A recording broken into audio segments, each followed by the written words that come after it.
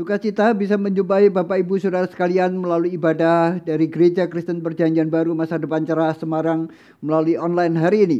Saya percaya kita semua masih dalam pemeliharaan Tuhan dan Tuhan masih memimpin kehidupan kita semuanya sehingga pada hari ini kita boleh beribadah kepada Dia. Mari kita membuka hati kita dan mari kita minta Tuhan menjawab setiap keperluan dan kebutuhan kita dan mengizinkan kuasa-Nya mengubahkan hidup kita, memimpin serta memberkati hidup kita semuanya. Untuk itu saudara, mari kita berdoa bersama-sama. Bapa di surga, kami naikkan syukur kami kepadamu. Kami boleh kembali merenungkan sebagian firman-Mu. Kami membuka hati kami supaya Roh Allah sendiri berbicara melalui setiap kebenaran yang kami baca dan kami renungkan. Ini kami anak-anak-Mu yang membutuhkan kehadiran-Mu Tuhan. Yang membutuhkan kebaikan dan kemurahan. Membutuhkan anugerah dan pertolongan daripada-Mu. Sebab itu ya Bapa, biarlah kehadiran-Mu hari ini menjadi jawaban dan kekuatan, menjadi penghiburan, serta menjadi penuntun bagi kami anak-anak-Mu, sehingga kami boleh menapaki hari-hari ke depan, bukan dengan ketakutan, tetapi dengan keyakinan, bahwa Tuhan yang menyertai kami, menopang kami, memimpin kami, sehingga kami boleh melalui hari-hari ke depan, dengan menjadi saksi Tuhan, dengan melihat segala kebaikan dan kemurahan-Mu di dalam hidup kami. Terima kasih Bapa, di dalam nama Yesus kami berdoa. Amin. Saudara-saudari sekalian, hari ini kita akan merenungkan firman Allah di dalam Mazmur pasal yang ke-27 ayat 1 sampai dengan ayat yang ke-6. Bila ancaman semakin berat menekan kehidupan kita, apakah yang harus kita lakukan? Mazmur pasal yang ke-27 ayat yang pertama. Dari Daud, Tuhan adalah terangku dan keselamatanku. Kepada siapakah aku harus takut? Tuhan adalah benteng hidupku. Terhadap siapakah aku harus gemetar? Ketika penjahat-penjahat menyerang aku dan untuk memakan dagingku, yakni semua lawanku dan musuhku, mereka sendirilah yang tergelincir dan jatuh. Sekalipun tentara berkemah mengepung aku tidak takut hatiku. Sekalipun timbul peperangan melawan aku, dalam hal itu pun aku tetap percaya. Satu hal telah kuminta kepada Tuhan, itulah yang kuingini. Diam di rumah Tuhan seumur hidupku, menyaksikan kemurahan Tuhan dan menikmati baiknya. Sebab Ia melindungi aku dalam pondoknya pada waktu bahaya. Ia menyembunyikan aku dalam persembunyiannya di kemahnya. Ia mengangkat aku ke atas gunung batu. Maka sekarang tegaklah kepalaku, mengatasi musuhku sekeliling aku. Dalam kemahnya aku mau mempersembahkan korban dengan sorak-sorai. Aku mau menyanyi dan bermazmur bagi Tuhan. Dengarlah ya Tuhan seruan yang kusampaikan. Kasihanilah aku dan jawablah aku. Saudara-saudari yang saya kasih, Mazmur ini bercerita tentang situasi dan kondisi yang semakin berat menekan kehidupan Raja Daud yang adalah pemazmur. Saudara-saudara, kalau Anda memperhatikan di dalam ayat yang kedua dari Mazmur pasal 27 ini, kita akan melihat ada ancaman yang semakin hari semakin berat. Ancaman yang semakin hari semakin dahsyat yang sedang terjadi dalam kehidupannya. Yang pertama adalah ada penjahat-penjahat yang hendak menyerang dan memakan dagingnya. Dan kemudian ada tentara yang berkemah mengepung dia. Dan bukan hanya itu saja, ada bagian yang paling berat, yaitu ada peperangan yang melawan dia. Saudaraku, ada tekanan yang semakin hari semakin berat yang sedang dialami oleh pemazmur, yaitu ada orang-orang yang bermaksud untuk menyerang dia. Ada orang-orang jahat yang tidak bermaksud menyerang dia. Tetapi sekarang bukan hanya menyerang dia, tetapi orang-orang itu sudah berkemah di sekitar kehidupannya, mengepung yang bersangkutan. Saudaraku, bukan lagi ancaman yang sedang dihadapi, tetapi sekarang ada satu kenyataan, ada satu tentara yang berkemah mengepung yang bersangkutan. Saudara, ketika ada tentara yang mengepung, kita nggak tahu berapa jumlah tentara yang sedang mengepung. Dan apa yang mereka lakukan pun kita nggak tahu. Sehingga tentu saja itu bisa saja membuat kepanikan atau ketakutan itu semakin berat. Tekanannya semakin dahsyat.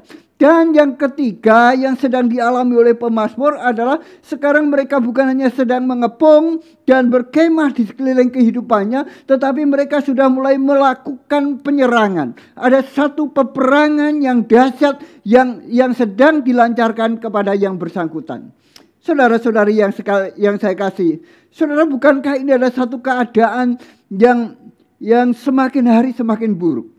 Satu masalah yang bukan mendekati akhir, tetapi satu masalah yang semakin hari semakin dahsyat, menakutkan dan memanikkan yang bersangkutan. Dari hanya sekedar orang yang hendak menyerang dia, sekarang orang itu sedang mengepung dengan bala tentara yang dia tidak tahu kapan dia menyerang, berapa banyak kekuatannya dia nggak tahu. Dan yang lebih parah lagi adalah sekarang mereka sudah melancarkan serangan dan peperangan. Bapak Ibu yang saya kasih, mungkin saja hari-hari ini kita punya masalah juga seperti yang dialami oleh pemazmur ini. Bukannya semakin mereda tekanan yang sedang kita hadapi, tetapi justru tekanan itu semakin kuat, semakin dahsyat, semakin meluas, semakin lebar, dan semakin beban yang ditanggung itu semakin berat. Saudara-saudara, mungkin saja itu bisa terjadi dalam keadaan ekonomi kita. Mungkin saja itu bisa terjadi dalam kesehatan kita. Mungkin saja itu bisa terjadi dalam pekerjaan kita. Mungkin saja itu bisa terjadi juga di dalam keluarga kita. Suatu masalah yang bukannya semakin mengecil, semakin ringan, tetapi semakin melebar dan semakin berat, yang sedang mengancam kehidupan dari saudara dan saya. Saudara, keadaan yang sedang terjadi di dalam keadaan pandemi semacam ini juga kita bisa merasakan hal yang sama. COVID-19 bukannya semakin mereda. Jumlah pasien yang kena bukan semakin sedikit, tetapi semakin banyak. Dengan keadaan new normal bukan berarti keadaan ini akan semakin aman, tetapi bisa saja keadaan ini semakin membahayakan kita. Saudara-saudari yang saya kasih, tentu kita harus bersikap waspada dan berhati-hati. Tetapi tidak dapat dipungkiri bahwa tekanan-tekanan kehidupan kita sekarang ini tentu semakin berat, semakin dahsyat, semakin melebar dan semakin kuat di dalam kehidupan Anda dan saya. Saudara-saudara, mari kita belajar dari pemazmur bagaimana dia mengatasi segala tekanan yang semakin berat yang sedang mengancam kehidupan yang bersangkutan. Bapak Ibu yang dikasihi Tuhan, ada beberapa hal penting yang bisa kita pelajari dari Mazmur pasal yang ke-27 ini. Yaitu yang pertama, saudara-saudari yang saya kasih, adalah kita bisa membaca di dalam ayat yang pertama. Tuhan adalah terangku dan keselamatanku. Kepada siapakah aku harus takut? Tuhan adalah benteng hidupku. Terhadap siapakah aku harus gemetar? Saudara, tiga hal yang diungkapkan oleh pemazmur.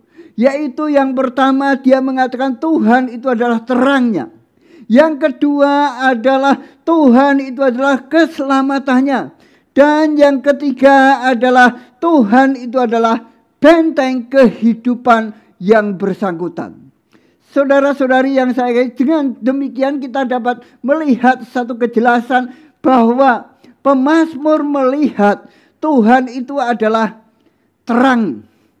Tuhan itu adalah keselamatan. Tuhan itu adalah benteng hidupnya. Dia tidak mengandalkan kekuatannya sendiri. Dia tidak mengandalkan kemampuannya, kepandaiannya, pengalamannya, kekayaannya, koneksinya. Jelas itu dia tidak andalkan, saudara. Bahkan tentaranya mungkin kalau dia sudah menjadi raja, dia tidak andalkan, saudaraku. Masa-masa sekarang ini, saya yakin kekayaan, kepandaian, dan segala koneksi kita seolah-olah tidak ada artinya menghadapi wabah yang sedang menjalar dan sedang menggila di tengah-tengah kita. Saudara, kesulitan yang saudara dan saya hadapi, seringkali kekuatan kita pun tidak cukup untuk mengatasinya. Kepandaian kita pun tidak cukup. Kekayaan kita pun tidak cukup untuk mengatasinya. Tetapi kita bisa belajar dari pemazmur. Yang dia andalkan bukan semuanya itu. Yang dia andalkan adalah Tuhan. Dia mengatakan Tuhan itu terangnya. Artinya saudaraku, Tuhan itu yang memperjelas masalahnya. Tuhan itu yang menjadi petunjuk. Seringkali ketika kita dalam kesulitan yang semakin berat, semakin dahsyat, ada sesuatu yang gelap yang membutakan mata kita sehingga kita nggak bisa melihat kesulitan itu secara jernih, dan kita tidak juga bisa melihat jalan keluar yang mungkin Tuhan sudah sediakan pun kita nggak bisa lihat karena masalah itu begitu menekan kita sehingga seolah-olah masalah itu menggelapkan pikiran kita, menggelapkan persepsi kita, menggelapkan asumsi-asumsi kita sehingga kita nggak bisa melihat masalah itu secara jernih. Kita pun nggak bisa melihat jalan keluar secara baik yang mungkin saja Tuhan sudah berikan kepada kita. Sebab itu pemazmur mengatakan Tuhan adalah terangku. Dan Yesus sendiri berkata, aku adalah terang dunia. Barang siapa mengikut aku, dia tidak akan terantuk. Artinya saudara-saudara sekalian, dia menjadikan Yesus itu, dia menjadikan firman-Nya itu untuk memperjelas masalah, untuk melihat jalan keluar dari firman-Nya, dari kehadiran Tuhan, bahwa Tuhan adalah terang. Sebab itu saudara-saudara sekalian, betapapun menekan masalah dalam hidup saudara, jadikan Tuhan sumber inspirasi saudara. Jadikan Tuhan sebagai cara untuk Anda melihat masalah saudara, cara untuk Anda menemukan jalan keluar yang sedang saudara, masalah yang sedang Anda hadapi itu. Cari daripada Tuhan. Dia mengatakan Tuhan adalah terangku. Yang kedua, dia mengatakan Tuhan adalah keselamatanku. Tuhan adalah keselamatan kita. Tuhan adalah keselamatannya. Kalau Tuhan yang menjadi pusat, yang menjadi sumber keselamatan, apakah dia akan gagal untuk menyelamatkan kita? Tentu tidak. Ketika pemazmur berkata Tuhan adalah keselamatanku, dia bicara tentang kemenangan. Dia bicara tentang keberhasilan. Keselamatan itu adalah kemenangan. Jadikan Tuhan itu sumber keberhasilan saudara. Jadikan Tuhan itu sumber kemenangan saudara. Jadikan Tuhan itu sumber kelepasan dari segala kesulitan yang menekan hidup saudara. Yang ketiga, dia berkata Tuhan itulah benteng. Bicara tentang kekuatan dan perlindungan. Dia menjadikan Tuhan itu benteng. Artinya Tuhan itu yang melindungi dia. Bahwa Tuhan itu yang menjadi sumber kekuatannya. Saudaraku, ini hal yang sangat penting yang perlu kita miliki dalam hidup kita. Yaitu jadikan Tuhan itu sumber yang menginspirasi, yang memperjelas. Sumber yang dimana Anda bisa menemukan jalan keluar. Jadikan Tuhan itu sumber keselamatan saudara, sumber kemenangan, kelepasan ya atas semua kesulitan dan masalah yang semakin menekan hidup saudara. Dan jadikan itu Tuhan sumber perlindungan, sumber kekuatan bagi Anda dan saya. Bapak Ibu yang saya kasih, tidak ada seorang pun yang bisa menduga apakah kita sedang ada di tengah-tengah lingkungan di mana corona ini sedang bekerja menyebar. Kita semua nggak tahu apakah kita ketemu dengan OTG. Kita semua nggak tahu. Kita menggunakan masker, kita cuci tangan untuk menghindari semuanya itu. Semuanya itu baik. Tetapi saya ingin menyarankan satu hal. Jadikan Tuhan itu sumber perlindungan saudara. Jadikan Tuhan itu sumber kekuatan saudara. Semua yang kita miliki, semua yang kita gunakan, bisa saja kita lalai, bisa saja dia masuk ke dalam tubuh kita. Tapi saya menyarankan hari ini, tambahkan atau bukan tambahkan, jadikan yang utama adalah Tuhan sumber perlindungan saudara. Tuhan sumber kekuatan saudara. Manakala kesulitan menguras emosi saudara, menguras tenaga saudara, seolah-olah Anda mau putus asa. Mari jadikan Tuhan itu sumber kekuatan. Ketika kita menjadikan Tuhan sumber kekuatan, kita tidak akan pernah kehabisan kekuatan. Saudara-saudari yang saya kasih, yang berikutnya dikatakan oleh firman Tuhan. Di samping dia menjadikan Tuhan sumber kekuatan dan Tuhan sumber perlindungan.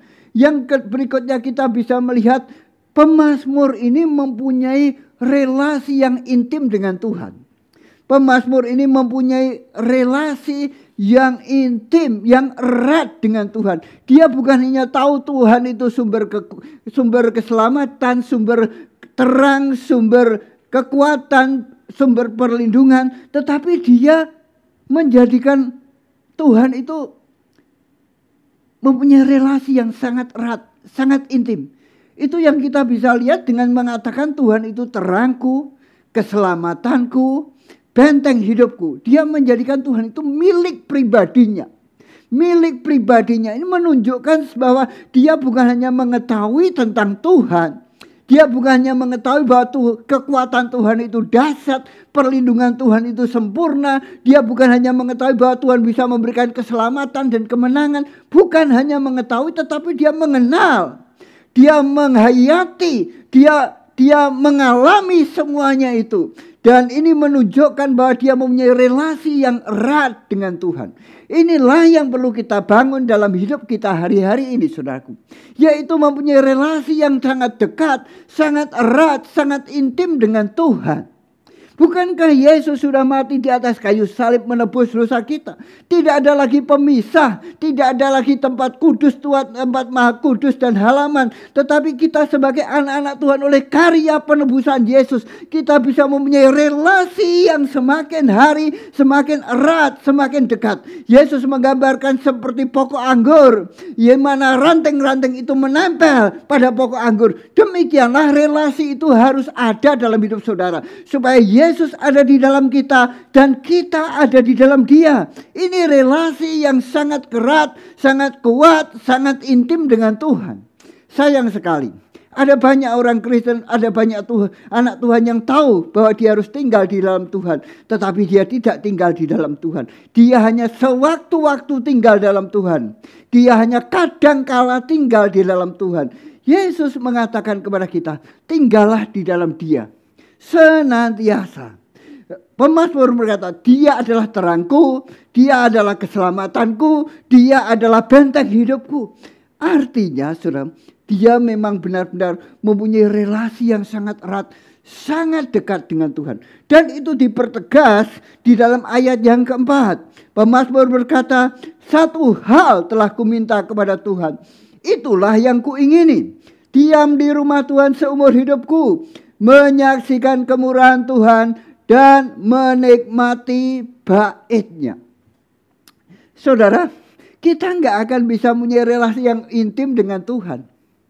Kita nggak akan bisa seperti ranting yang menempel pada pokok anggur. Sehingga di sana kita mendapatkan sari makanan, mendapatkan kekuatan, mendapat penghiburan, mendapatkan hikmat, mendapat tuntunan. Dan dengan demikian hidup kita berbuah dengan lebat. Kita nggak bisa mengalami itu semuanya kalau kita tidak menghayati ayat yang keempat ini. Ayat yang keempat ini bicara, saudaraku, dia mengatakan begini, satu hal telah kuminta kepada Tuhan. Jadi rupa-rupanya Pemazmur mempunyai satu prioritas. Prioritas itu diungkapkan dengan satu hal. Ada banyak hal yang dia ingini, tetapi dia punya satu hal yang dia paling inginkan, yaitu tinggal di dalam hadirat Tuhan, yaitu bersekutu erat dengan Tuhan. Kadang-kadang ada banyak anak Tuhan yang tidak bisa bersekutu erat dengan Tuhan, bukan karena Tuhan itu jauh, tetapi karena dia tidak menjadikan Tuhan itu prioritas utama dalam hidupnya. Bukankah Yesus berkata, carilah dahulu kerajaan Allah dan kebenarannya, itu pun bicara tentang prioritas. Prioritas tentang waktu, prioritas tentang hati, prioritas tentang perhatian, prioritas tentang keuangan, prioritas tentang talenta. Semuanya diprioritaskan kepada Tuhan. Saudaraku, hanya dengan demikianlah kita akan bisa mempunyai relasi yang erat dengan Tuhan. Kalau kita memprioritaskan Tuhan. Kita nggak akan bisa mempunyai relasi yang erat dengan Tuhan kalau kita tidak pernah memprioritaskan Tuhan. Kalau ada waktu, kalau ada uang sisa, kalau ada tenaga lebih, baru kita cari Tuhan. Baru kita gunakan untuk kemuliaan Tuhan. Kita nggak akan bisa mempunyai relasi yang erat dengan Tuhan. Bukan karena Tuhan tidak mau, tetapi karena kita yang tidak mau memprioritaskan Dia. Yang kedua, dia berkata, diam di dalam rumah Tuhan. Itu prioritas, yaitu menikmati hadirat Tuhan. Diam di rumah Tuhan bukan berarti tinggal di gereja. Diam di rumah Tuhan berarti tinggal di dalam hadirat Tuhan, di mana kita merasakan kehadiran Tuhan dan kita ada di dalam Dia seperti ranting yang menempel pada pokok anggur itu. Apakah kita sedang di rumah, apakah kita sedang di kantor, apakah kita sedang melayani, apakah kita sedang melakukan hobi kita, di sana kita tinggal di dalam Tuhan. Di sana kita dalam hadirat Allah. Terlebih lagi ketika kita berdoa. Sekalipun Anda di dalam ruang kebaktian, ruang gereja, bisa saja Anda tidak tinggal dalam hadirat Tuhan. Kalau di gereja Anda tidak memprioritaskan Tuhan, tidak memfokuskan hati dan pikiran saudara kepada Tuhan, tetapi memikirkan perkara-perkara yang lain. Sekalipun fisik kita ada di ruang ibadah, tetapi kita nggak bisa menikmati hadirat Allah. Sebaliknya saudara, sekalipun Anda bekerja, sekalipun Anda sedang melakukan urusan saudara, tetapi Anda sadar bahwa ada Tuhan yang memperhatikan saudara, ada Tuhan yang menghidupkan roh saudara, ada Tuhan yang menjadi inspirasi, menjadi terang, menjadi sumber kekuatan saudara. Di situ Dia hadir di tengah-tengah hidup saudara. Diam di dalam rumah Tuhan sepanjang umur hidupku. Sepanjang umur hidupku, menyaksikan kemurahan Tuhan, itu menjadi kesenangan. Dia mengatakan diam di rumah Tuhan seumur hidupku. Itu menjadi satu kesenangan dari pemazmur. Ini yang seringkali tidak kita miliki dari orang-orang Kristen modern. Dia senang ada banyak hal ya yang dia senangi. Tetapi dia gak terlalu senang dengan hadirat Tuhan. Gak terlalu senang dengan adanya Tuhan. Karena adanya Tuhan berarti membatasi keinginan saya. Berarti membatasi imajinasi saya. Berarti membatasi hawa nafsu saya. Saudara-saudara yang saya kasih, saya ingin kasih tahu kepada saudara. Kalau Tuhan membatasi imajinasi, keinginan dan apa saja yang Anda miliki, pembatasan itu bukan untuk mengurangi kesenangan saudara, tapi pembatasan itu justru untuk menyelamatkan saudara. Seperti lampu lalu lintas. Ada merah supaya Anda berhenti. Kalau Anda terobos, Anda dalam bahaya. Demikianlah ketika Anda sadar ada hadirat Tuhan, ada firman yang harus Anda perhatikan, ada sesuatu yang ingin hawa nafsu Anda ingin terobos, dan Roh Kudus mengingatkan, jangan. Dia tidak membatasi saudara supaya mengurangi kesenangan saudara, tetapi dia membatasi saudara supaya Anda tidak ada di dalam bahaya.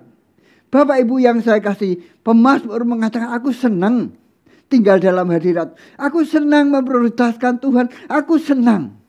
Dia mengatakan seperti itu. Inilah yang kita harus bangun dalam hidup kita. Di antara berbagai macam kesenangan yang dunia bisa berikan, saya mendorong saudara untuk menyenangi hadirat Tuhan lebih dari semua kesenangan yang mungkin ada di depan hidup saudara. Saya ingin mendorong saudara, jadikan hadirat Allah itu prioritas saudara. Jadikan hadirat Allah itu sumber sukacita dan kesenangan saudara. Saudara-saudaraku, dalam hadirat Tuhan itu pemazmur mengatakan dia bisa melihat atau menyaksikan kemurahan Tuhan. Dikatakan pada ayat yang keempat, menyaksikan kemurahan Tuhan dan menikmati baiknya. Ia melindungi aku di dalam pondoknya pada waktu bahaya. Ia menyembunyikan aku dalam persembunyian di kemahnya. Ia mengangkat aku ke gunung batu. Bapak Ibu, dalam hadirat Tuhan itu Anda akan bisa menikmati kemurahan Tuhan. Saudara, hidup kita ini perlu kemurahan Tuhan. Saya perlu kemurahan Tuhan. Saya yakin setiap saudara perlu kemurahan Tuhan. Kita tidak bisa membayar semua yang kita perlukan. Kita nggak bisa membayar keselamatan kita. Kita nggak bisa membayar segala sesuatu yang kita butuhkan. Ada hal-hal di mana Anda dan saya perlu kemurahan Allah. Yaitu anugerah Tuhan. Yaitu di mana Tuhan memberikan sesuatu kepada Anda dan saya. Tanpa kita harus membayar apapun juga. Itulah yang Tuhan sediakan dalam kehadiran Yesus. Ketika dia mati di atas kayu salib. Memberikan penebusan dosa. Memberikan keselamatan. Dan itulah kemurahan Allah. Dan ada banyak kemurahan-kemurahan yang Tuhan bisa berikan kepada saudara. Kalau seandainya saja Tuhan itu bukan murah hati. Bahwa setiap dosa yang saya lakukan akan dihukum oleh Dia, maka saya akan hidup tidak seperti hari ini. Saya bisa seperti hari ini, itu pun karena kemurahan Tuhan. Saya yakin kalau Anda sadar, kalau kita masih bisa hidup, kalau kita masih bisa menikmati kehidupan kita hari ini, sekalipun kita masih punya banyak kesulitan dan tekanan, namun Anda masih kuat dan masih bisa berbakti hari ini. Saya yakin itu pun adalah bagian dari kemurahan Tuhan. Dan saya yakin semakin Anda dekat dengan Allah, semakin Anda bisa melihat dan menikmati kemurahan Dia. Dan menikmati baitnya, menikmati kehadirannya. Saudara, ketika Anda bisa menikmati kehadiran Tuhan, saudara akan bisa menikmati segala sesuatu yang ada di dunia ini dengan lebih baik. Saya ingin mengulang, kalau Anda bisa menikmati kehadiran Tuhan, Anda akan bisa menikmati apapun yang ada di sekitar saudara dengan lebih baik. Anda makan banyak atau makan sedikit, Anda akan bisa lebih menikmati. Anda punya pekerjaan yang sulit atau pekerjaan yang mudah, Anda akan bisa menikmati, Anda akan mendapatkan kekuatan, kemampuan yang lebih daripada Tuhan. Menikmati baiknya. Dan bukan hanya itu saja saudara-saudara sekalian, sebab Ia melindungi aku dalam pondoknya. Pada waktu bahaya, Ia menyembunyikan aku dalam persembunyian di kemahnya. Dan mengangkat aku ke atas gunung batu. Maka sekarang tegaklah kepalaku mengatasi lawanku. Saudara, ini bicara tentang perlindungan Tuhan. Ini bicara tentang bagaimana Tuhan itu mengangkat dan memberi kemenangan. Dikatakan oleh firman Tuhan di dalam ayat yang kelima, Ia mengangkat aku ke atas gunung batu. Maka sekarang tegaklah kepalaku. Ini bicara tentang kemenangan. Ini bicara tentang kemenangan. Ketika Tuhan mengangkat seseorang di atas gunung batu. Dan Dia mengatasi semua lawan-lawannya. Tuhan bukan hanya memberikan perlindungan, tetapi Tuhan memberikan kita landasan, kedudukan, posisi di mana kita bisa mengalami kemenangan. Bapak Ibu, apa yang Anda dapatkan dalam hadirat Tuhan ini tidak bisa diberikan oleh kekayaan, tidak bisa diberikan oleh kepandaian, tidak bisa diberikan oleh apapun yang dunia bisa berikan. Bayangkan saudaraku, di dalam hadirat Tuhan itu Dia melindungi saudara. Sebab Ia melindungi aku dalam pondoknya, dalam hadiratnya. Pada waktu bahaya Dia melindungi. Di mana tempat perlindungan yang teraman sekarang ini? Tak lain tidak bukan kalau kita tinggal bersama dengan Tuhan. Tak lain dan tak bukan ketika kita tinggal di dalam hadirat Tuhan. Itulah tempat perlindungan yang paling aman. Memang kita harus mengerjakan berbagai macam protokol kesehatan dalam kegiatan kita sehari-hari. Tapi saya ingin kasih tahu kepada saudara, yang teraman adalah di samping kita menggunakan semua protokol itu adalah kita sadar ada Tuhan yang sedang memimpin, melindungi. Ya, ada Tuhan yang sedang menyertai saudara. Dan saudara membekali hidup saudara dengan kehadiran Tuhan dalam setiap langkah-langkah hidup saudara. Jadi habiskan waktu saudara sebelum Anda melangkah keluar dari rumah saudara. Tinggallah di dalam hadirat Tuhan. Mintalah Roh Allah melingkupi saudara. Mintalah Tuhan Yesus, Roh Kudus memimpin setiap langkah hidup saudara. Dan izinkan Dia memberitahu saudara kemana Anda harus melangkah. Izinkan Dia menegur dan mencegah saudara. Karena ketika Dia mencegah, itu berarti di depan ada sesuatu yang tidak baik, yang membahayakan hidup saudara dan saya. Jadikan Tuhan tempat perlindungan saudara. Saya ingin bertanya kepada saudara. Kalau sekiranya Tuhan itu melindungi saudara, kira-kira apakah ada sesuatu yang membahayakan yang bisa terjadi dalam hidup saudara? Saya yakin tidak.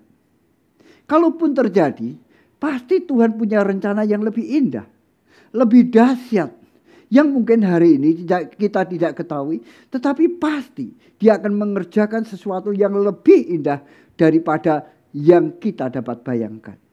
Bapak Ibu yang saya kasih, bukan hanya itu saja. Tadi sudah saya katakan, Dia memberikan kita kemenangan. Jadi mengapa kita tidak mau tinggal dalam hadirat Tuhan? Seharusnya kalau kita tahu kebenaran ini, kehadiran Tuhan, hadirat Tuhan itu seharusnya benar-benar menjadi kesenangan kita. Seharusnya itu menjadi prioritas dari hidup Anda dan saya. Kalau kita menghabiskan waktu kita di dalam hadirat Allah, kita tidak sedang menyia-nyiakan waktu, tetapi kita sedang menginvestasikan waktu.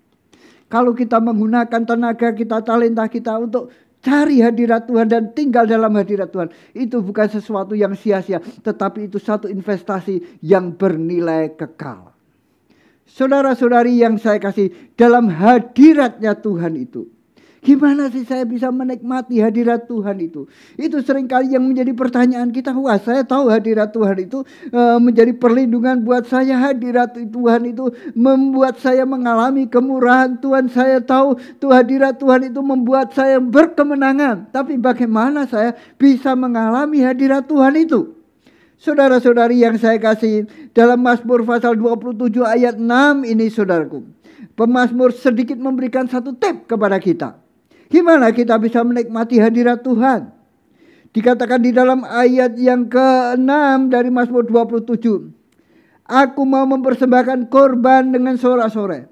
Aku mau menyanyi dan bermazmur bagi Tuhan. Dua hal yang pemazmur katakan dalam Mazmur 27 ayat 6 ini untuk kita bisa menikmati hadirat Allah, di mana di sana kita bisa mengalami kemurahan Tuhan, mengalami perlindungan Tuhan, dan mengalami kemenangan dari Tuhan. Yaitu dia mengatakan aku memberikan korban dengan sukacita. Dan yang kedua, aku mau memuji dan menyembah Tuhan, bernyanyi dan bermazmur bagi Tuhan. Saudaraku, kalau kita tambahkan pada ayat 7, dengarlah Tuhan seruan yang kusampaikan. Kasihanilah aku dan jawablah aku. Hatiku mengikuti firman-Mu, carilah wajahku, maka wajah-Mu ku cari, ya Tuhan. Itulah saudara-saudari yang saya kasih, cara kita bisa mengalami hadirat Tuhan. Di samping sikap memprioritaskan, di samping sikap menyenangi, maka ada hal-hal yang harus kita lakukan, yaitu mempersembahkan korban dengan sukacita.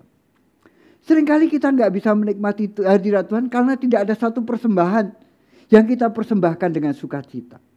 Ketika saya bicara mempersembahkan persembahan dengan sukacita, jangan Anda berpikir tentang memberi persembahan dalam bentuk uang. Yang dimaksudkan di sini bukan hanya sekedar itu. Itu adalah refleksi, tetapi mempersembahkan hidup. Mempersembahkan hati kita kepada Tuhan. Bukankah Roma 12 ayat 1 dan 2 mengatakan kita harus mempersembahkan tubuh kita sebagai persembahan yang hidup, yang kudus dan yang berkenan kepada Allah. Persembahkan hati saudara. Izinkan Tuhan membakar segala kedagingan saudara ketika Anda masuk dalam hadirat Tuhan. Seringkali ketika kita mau masuk hadirat Tuhan, Tuhan menegur dosa kita, tapi kita memberikan alasan pembenar kepada Tuhan. Bukan mengatakan Tuhan memang aku salah, aku berdosa. Aku ingin semua kedagingan, semua yang menjadi penghalang aku menikmati hadirat-Mu ini diambil dari hidupku. Itulah yang harus kita kerjakan. Bukan membuat alasan pembenar, Bapak Ibu Saudara. Mempersembahkan dengan sukacita.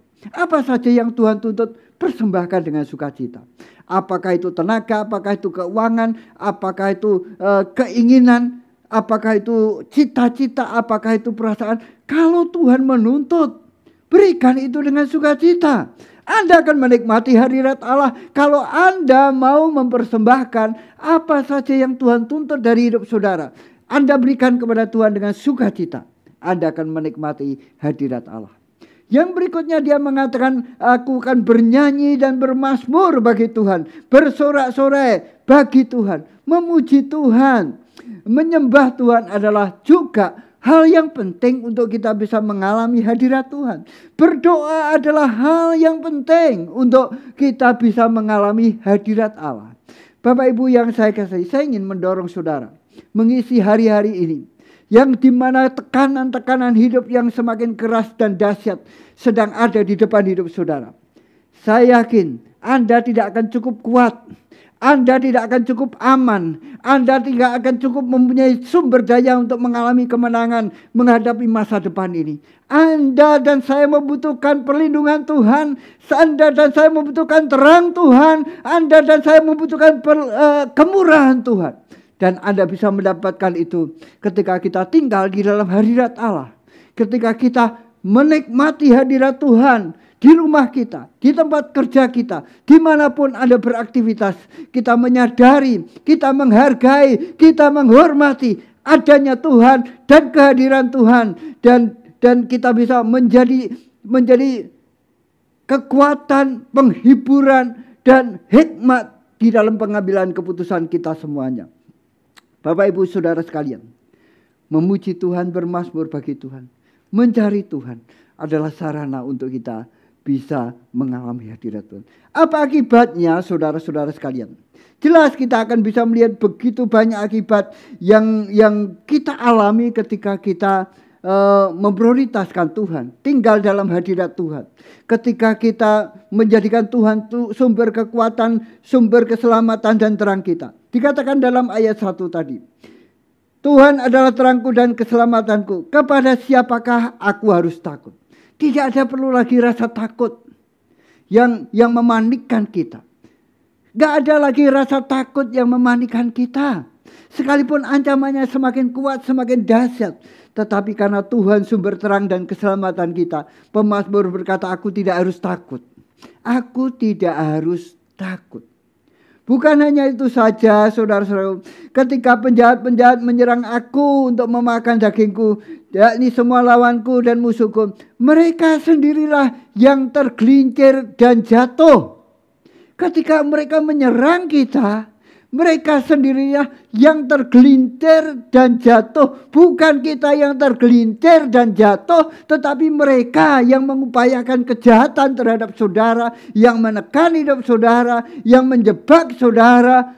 Mereka sendirilah yang akan jatuh. Bukan kita dikalahkan, tetapi kita mengalahkan. Dan yang ketiga adalah hati kita tetap percaya. Sekalipun tentara berkemah mengepung aku tidak takut hatiku.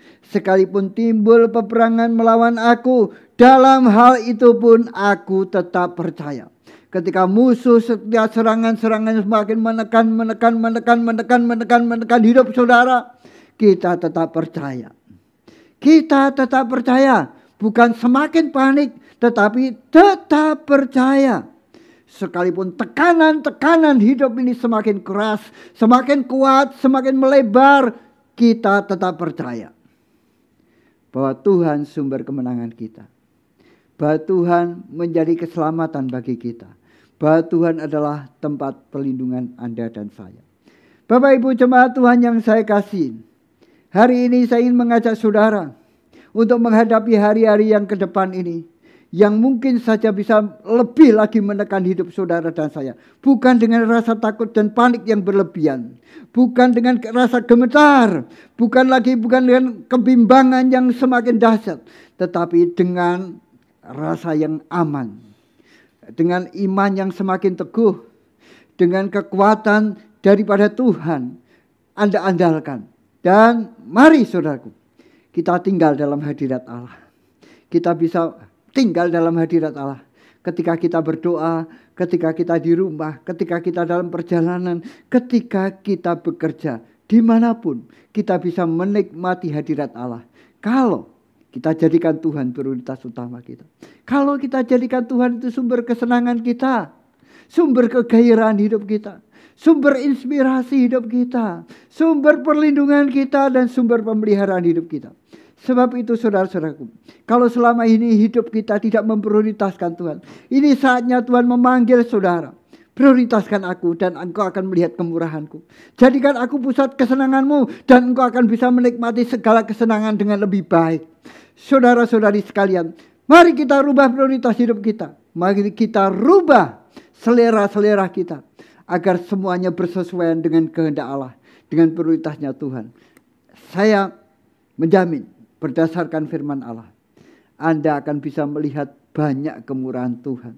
Anda akan bisa mengalami damai sejahtera yang melampaui segala akal. Ketika semua orang sedang panik dan takut, Anda mendapatkan kekuatan yang baru. Anda mendapatkan hikmat ketika seseorang sedang bingung. Dan Anda mendapatkan inspirasi-inspirasi yang menjadi petunjuk bagi jalan keluar segala kesulitan saudara.